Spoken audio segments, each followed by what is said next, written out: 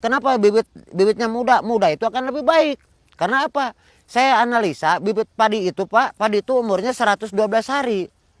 Ada masa anakan sampai 55 hari. Dari 55 hari sampai 70 hari disebut masa berbunga. Dari 70 hari sampai panen disebut masa primordia. Nah sedangkan masa anakan itu 50 hari. Saya pikir kalau petani konvensional di persemaian kan 1 bulan. Kalau di persemaian 1 bulan, masa anakan 55 hari berarti ada peluang anakan itu hanya 25 hari. Sedangkan dari persemaian itu penuh dengan penyiksaan. Di persemaian kan dicabut sama petani, sudah dicabut akarnya pada putus.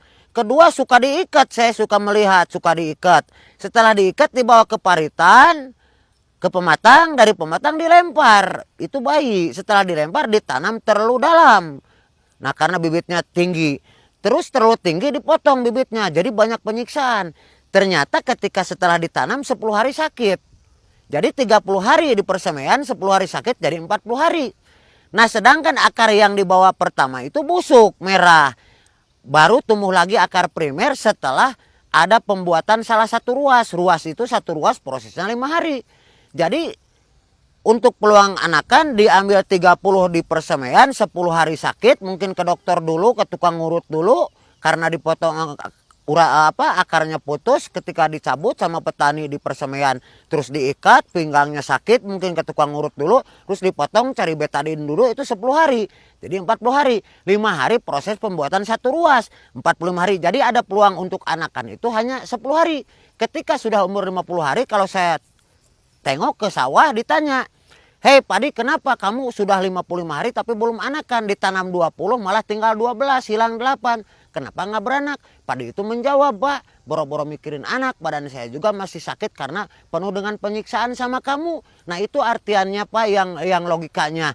Kalau tanam bibit muda umur 7 hari sampai 10 hari, satu mereka itu masih muda, peluang anakan sampai 55 hari itu panjang. Maka saya percaya tanam satu bisa sampai jadi 61 rumpon.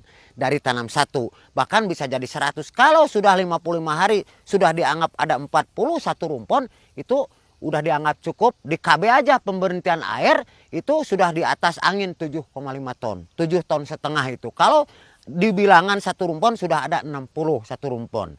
Sudah aja di KB itu dijamin 7,5 ton. Tapi kalau pertanian konvensional selama ini tidak beranak, cuma yang ditanam aja menjadi tinggi, berbuah. Terus berbuahnya juga tidak akan panjang malainya. Karena apa? Karena ya tadi dalam kehidupan itu penuh dengan penyiksaan, banyak yang disakiti gitu. Kalau pertanian sistem Sri itu tidak disakiti karena akar itu dibuat emas. Emas itu bukan emas berlian tapi emas adalah singkatan manajemen akar sehat, tidak disakiti. Persemaiannya juga medianya diayak, terus dilapisi plastik bawahnya supaya akar tidak tembus ke bumi atau ke tanah. Kalau petani konvensional akarnya di kebun tidak dilapisi plastik, ketika dicabut itu akarnya pasti putus. Jadi penuh dengan penyiksaan. Itulah bukti di lapangan, padahal mereka juga banyak yang paham tetapi mungkin belum mampu merubah, belum mampu semuanya. Tapi mudah-mudahan nanti semuanya akan paham, maka harus diberi dulu pengertian secara ilmiah.